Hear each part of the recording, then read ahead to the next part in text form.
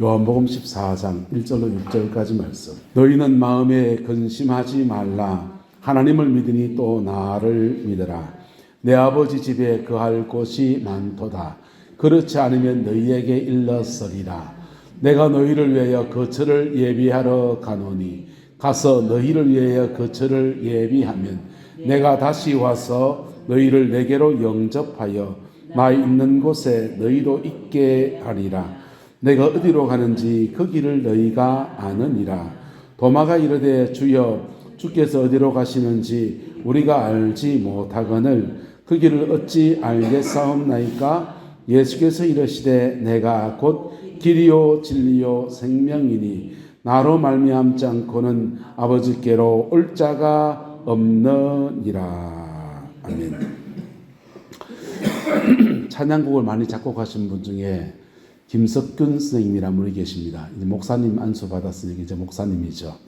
원래는 학교 선생님이십니다. 학교 선생님이고 청년 때부터 찬양사에게 관심이 있어서 하나님 앞에 좋은 곡들을 참 많이도 지었습니다. 우리가 알고 있는 많은 찬양들, 주께 두 손 모아 비나니 들어보셨습니까? 이런 찬양도 그분이 지었고, 우리가 아까 불렀던 난 예수가 좋다오, 이것도 그분이 지은 곡입니다. 참 많은 찬양을 지었습니다. 그리고 이제 이분이 학교 선생님을 하면서 찬양 사역도 하고 장가도 갔습니다. 근데 장가를 갔는데 아내 되시는 분은 남편에게 좀 불만인 겁니다. 평일에는 학교 선생님으로 수고를 하고 토요일과 주말이 되면 가족과 함께 예배 드리고 나들이도 가고 벚꽃놀이도 가고 가족끼리 좀 시간을 보내기 원하는데 찬양 사역을 하니까 주말이 바빠요. 주중에는 학교 선생님, 음악 선생님하고 주말이 되면 기타 들고서 전국을 돌아다니는 겁니다. 그래서 좀 더 가정적이지 않는 남편 때문에 입이 이제 이만큼 나왔습니다.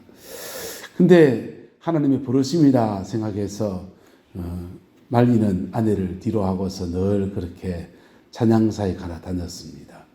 그런데 그렇게 남편 일에 이렇게 반대하던 아내가 어느 날 암이 걸린 겁니다.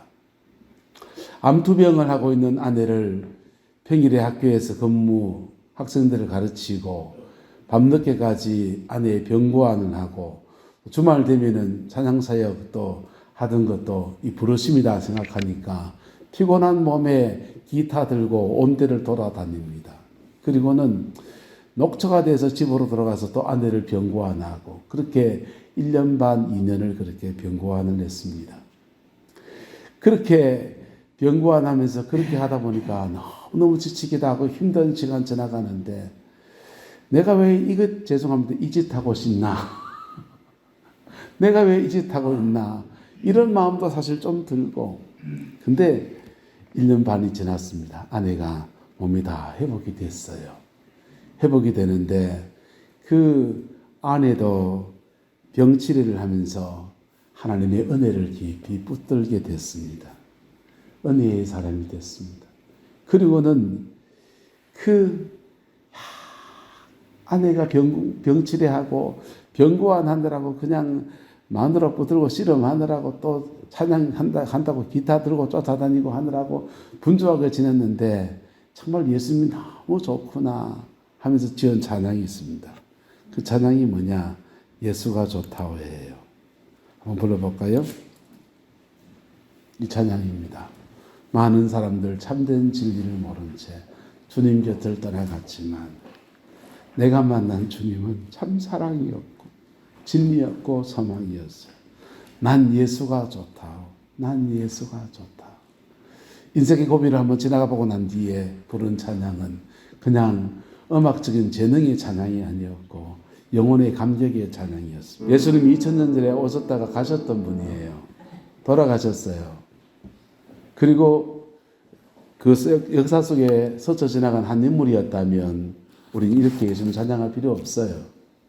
그분은 부활하셨고 오늘 우리도 만나주시는 분이시고요. 그리고 그분을 만날 때 우리에게는 생명이 주어집니다. 천국 어떻게 가느냐? 여기 생명이 있는 사람이 천국 가는 거예요. 그래서 교회를 다니면서 주님과 인격적 만남이 일어날 때 우리에게는 그분의 생명이 우리에게 부어지게 됩니다.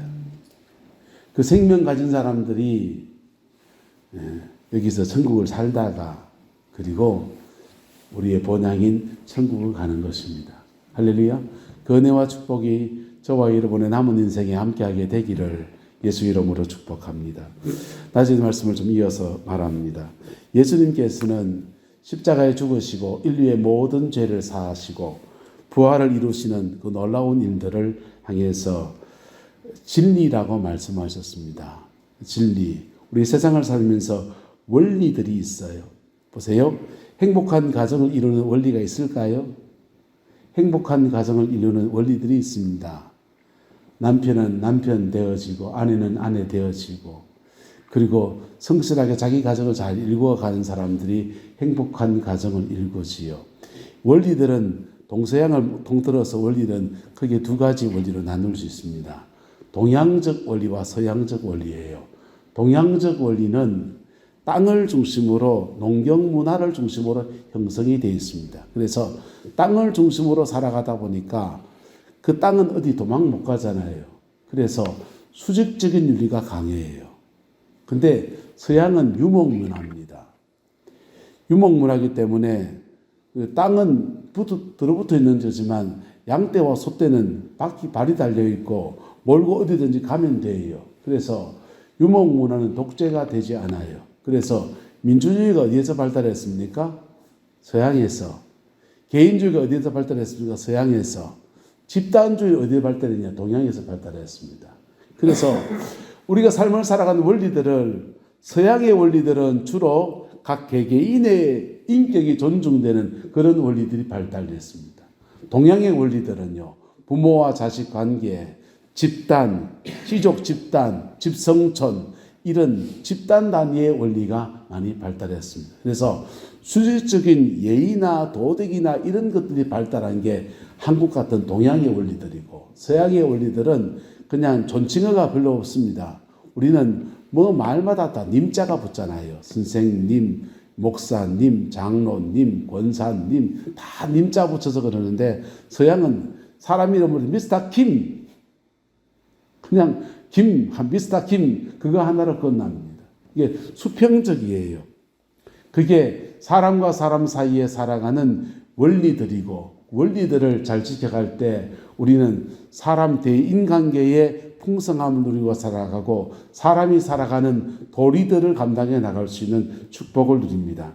반면에 또 하나는 법칙입니다. 과학적 법칙은 지구가 태양 주위를 돌고 있는 것들, 세균의 세계들, 그리고 바이러스의 세계들, 그리고 전자기학이라든지 기술 문명의 발달 이런 것들은 법칙에 속한 것들입니다. 법칙에 속한 것들을 잘 찾아내면서 인류는 고도 기술 사회를 만들어 놓았고 우리는 수명이 연장되고 축복을 누리는 생이 되었어요. 그런데 이 세 가지 진리, 원리, 법칙은 때로는 충돌을 하기도 했습니다. 중세 시대 때 종교가 그냥 모든 것을 지배해 나갈 때 교회의 힘으로 그냥 과학 법칙이나 인류 원리들을 막 무시해 버렸습니다.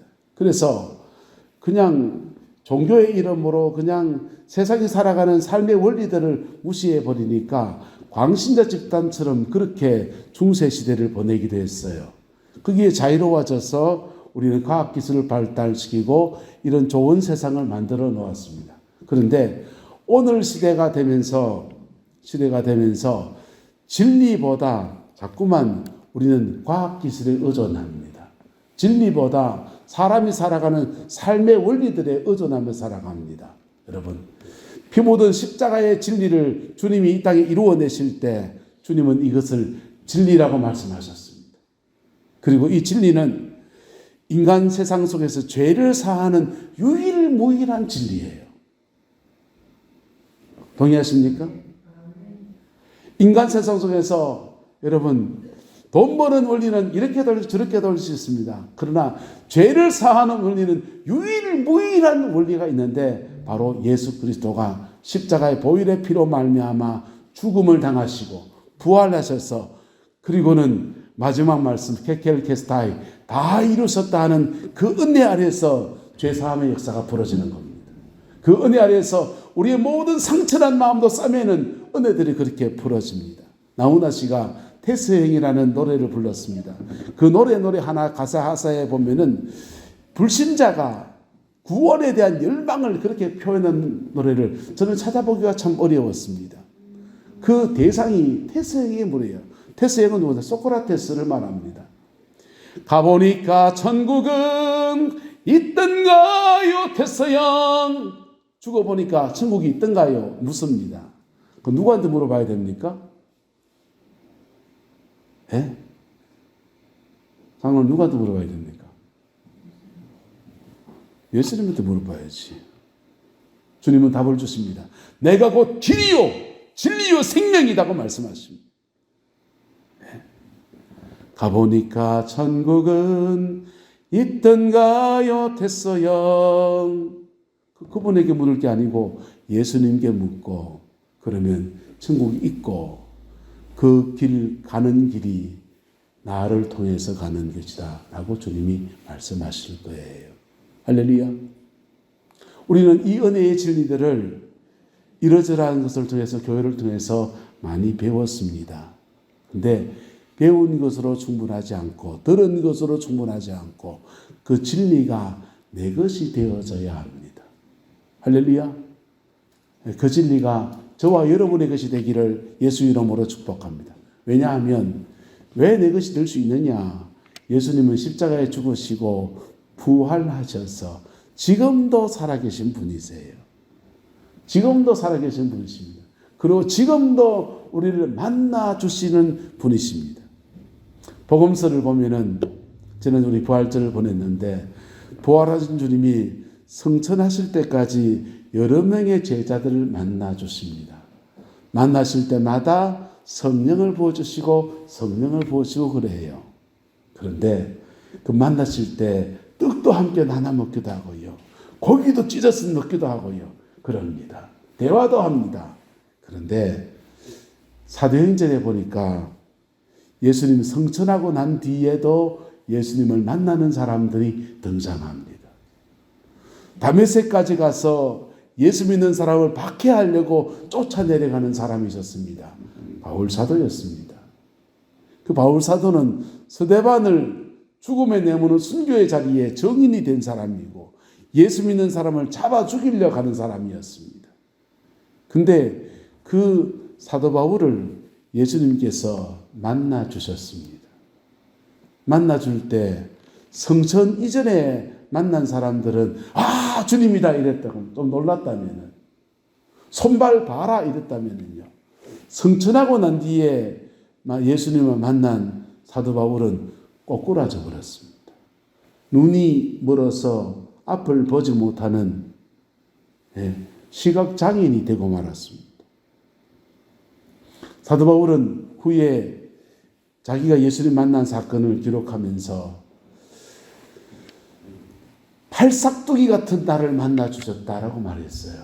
예수는 어떻게 만나야 되느냐? 예수 그리스도를 나의 구주로 나의 하나님으로 복음을 누군가 전해주고 그 복음 받고서 주님이 내 죄에 죽으셨구나. 아 그렇다면 남은 회개합니다. 그러다가 하나님의 은혜를 입어서 주님을 부활의 주님을 만나야 되는데 사도 바울은 누군가 복음을 전해준 적도 없고 예수가 진리다고 하는 사실에 동의해 본 적도 없고 근데 그가 예수님과 딱 맞닥뜨려 버려요. 회개도 안 해봤고 심지어 예수 믿는 사람을 잡아 가두려고 가다가 예수님 만났어요. 그래서 자기는 만삭을 채워서 10달 채워서 아가 태어나듯이 중생하고 난 뒤에 주님을 제대로 만나야 되는데 중생도 안 했는데 거듭나지도 않았는데 진리를 제대로 깨닫지도 못했는데 나를 만나 주셨다 해서 팔싹둥이로 예수님 만났다라고 고백했습니다. 저와 여러분은 예수님을 만날 수 있습니다. 우리 아까 찬양했던 김석균 목사님은 음악교사로 자기는 찬양이 좋아서 혼대를 찬양하고 다니고 하는데 아내 입장에서는 평일날은 학교 가서 애들 가르쳐서 바쁘고 주말 되면은 좀 가정적이고 애들 데리고 배드민턴도 좀 치고 놀러도 좀 가고 교회 예배함 드리고 예쁜 하나님 와서 교회 가서 예배함 드리고는 그리고는 뭐 그러고 싶은 게 사람 여자의 마음이잖아요, 그렇죠? 근데 그런 마음을 다 무시하니까 남편 이래 됐다가 근데 암투병 안 하는 과정에 그 낮아짐의 시간 안에 예수가 얼마나 중요한 분인지 그분 앞에 매달리면서 아내도 변화되어지고 주님을 만나는 은혜를 입고 남편 되는 김석균 목사님도 아내를 병고안하면서 아내와 자기의 신앙이 한 마음이 되어서 부활의 주님을 만나게 될 때 그분은 예수님에 대해서 진정한 고백을 인격적인 노래 가사로의 고백이 아니라 마음에서의 고백으로 난 예수가 좋다고 누가 뭐라 하든지 난 정말 예수가 좋다고 하는 주님과의 만남을 고백하는 그런 찬양으로 올려드린 것입니다.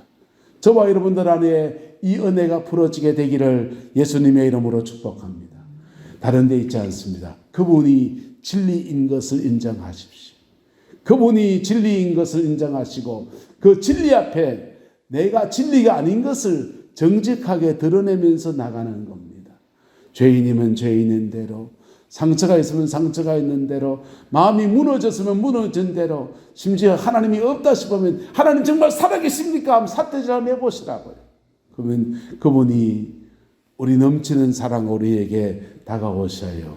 그리고는 나와 예수님과 인격적 관계 안에 관계가 맺어지기 시작합니다. 요한복음 17장은 이렇게 말합니다. 한번 따라합시다.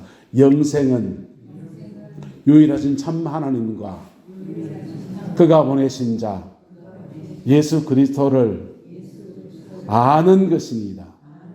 여기 아는 것이라고 했습니다. 이 안다라고 하는 말이 헬라어로 기노스코라는 단어를 사용합니다. 기노스코라는 단어는 경험적으로 아는 것을 말해요. 경험적으로.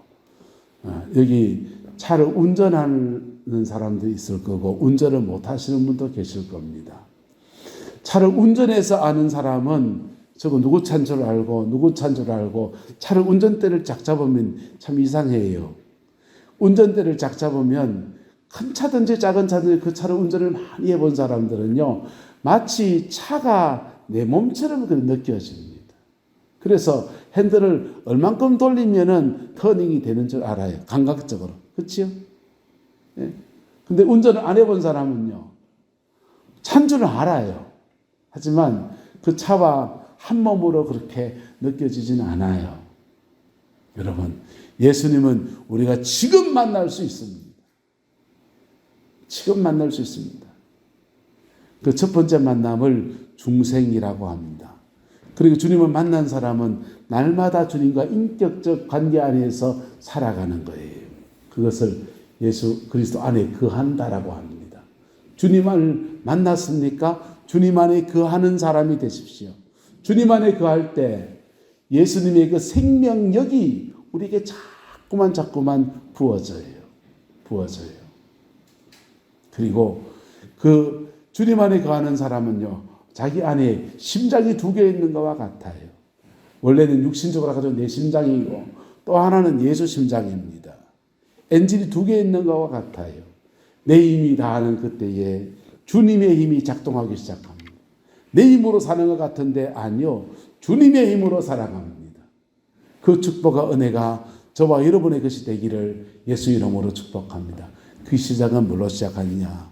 주님 앞에 정직하기. 할렐루야. 뭐 하기요? 예수님 앞에 정직하기. 대구 순복음교회 이건호 목사님이 아버지를 전도했습니다. 아버지를 전도하고서는 평생에 예수 안 믿는 어르신을 전도하고서는 아버지한테 예수님 영접하는 기도를 이렇게 시켜드렸어요. 그리고 임종에 가까운 아버지한테 기도문을 하나 가르쳐 줬습니다. 아버지 꼭 이래 기도하세요 하면서 기도문을 가르쳐 줬어요. 무슨 기도문이었냐? 한번 따라합시다. 죄가 있으면 기억나게 하시고 상처가 있으면 떠오르게 해주세요. 그래서 죄가 있으면 기억나게 하시고 기억나거든 하나님 앞에 싹싹 비세요 그랬어요. 하나님 앞에 싹싹 비세요. 상처가 있으면 떠오르게 해주세요.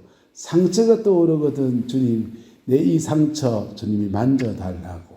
그렇게 두 가지 제목을 계속 기도시켰습니다. 그 아버님이 병상에서 아들한테 세례를 받고서는 하나님의 이 기도문을 가지고 기도하기 시작합니다. 죄가 있으면 기억나게 하시고 상처가 있으면 떠오르게 해주세요. 그렇게 기도하다가 그 영혼 속에 진리와 부딪히기 시작합니다. 자신의 죄인된 삶에 대해서 하나님 앞에 토해놓기 시작하고요.